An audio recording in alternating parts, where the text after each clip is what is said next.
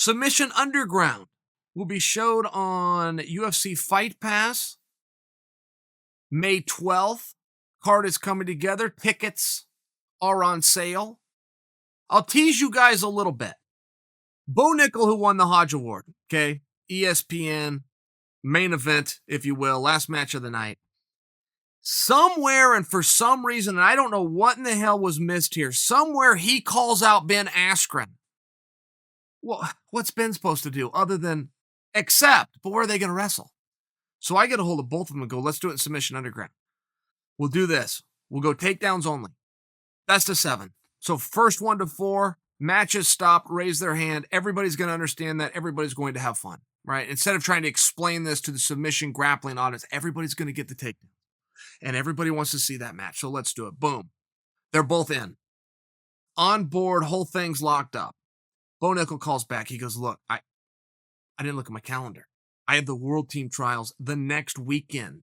I can't be out in Portland in an open weight match, catch an airplane, try to cut weight, get down to 92. I can't do it. I screwed this up. Give me another date. My word's good. So, Bo, time out. No problem. That's what we'll do. We'll find another date and do it. In the meanwhile, Craig Jones's opponent falls out for the main event. He was supposed to take on Vinny Maglienz. So Vinny ends up getting a fight in Professional Fight League 20 days later. Can't do it. Okay, great. Go to Andre Galvão. Interested. Couldn't do it. Go to Josh Barnett. Josh Barnett. Interested. Needs 2 days to get back to me. So 2 days to get back to me. This is Sunday, by the way. 2 days to get back to me. Boom. On Monday, he goes on Ariel's show at 10 a.m., signs a contract with Bellator, gets a hold of me, says everything came together, can't do the match, taking a fight instead. Well, that was kind of cool. I don't really know what held Josh up so much, quite frankly. I mean, it always seemed like that's where he was. As soon as he left the UFC, and he didn't get cut. This was a while ago, and I don't really remember all the circumstances around it, but he didn't get cut. Maybe he fought out his contract. Maybe he asked for a release. It kind of happened quietly, and my memory isn't totally there on what happened. But as soon as it did happen, I thought, well, he'll be coming back over with Coker, who used to promote him under the Strikeforce banner.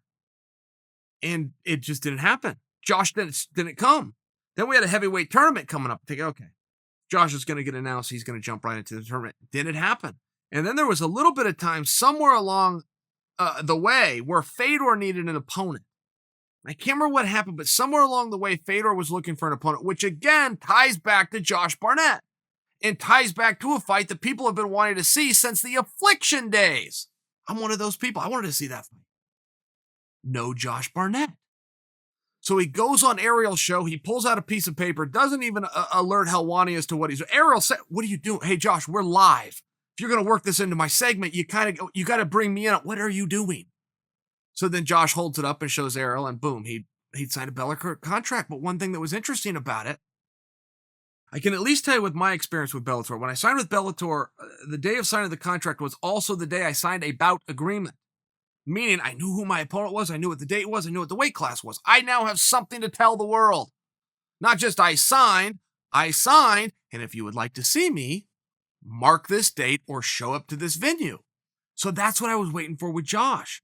I was waiting for Josh to say, and I will be fighting, fill in the blank. In this, maybe I've got it. Maybe Fedor does make some sense, doesn't it? Because don't forget what Coker wanted to do. Coker wanted to get Krokop and Fedor back in there. And then Mirko beats Roy Nelson and retired. Remember, he had that stroke or he had something where he said, I'm done. I'm not taking any more punches. Boom, he's gone. It appears that there's somebody that needs to fill that seat. And Josh Barnett versus Fedor, at least for me, works. At least for me, that really works. And I don't know what Fedor wants to do, by the way. You know, he came to the heavyweight tournament. He came in with the silver medal.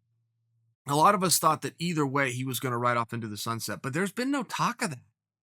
There's also been no talk that he's getting back in the gym and he's looking to come and maybe he's going to be standing opposite Josh Barnett.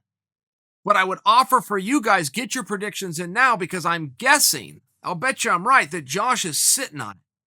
I think Josh does have an opponent. I think Josh does have a date.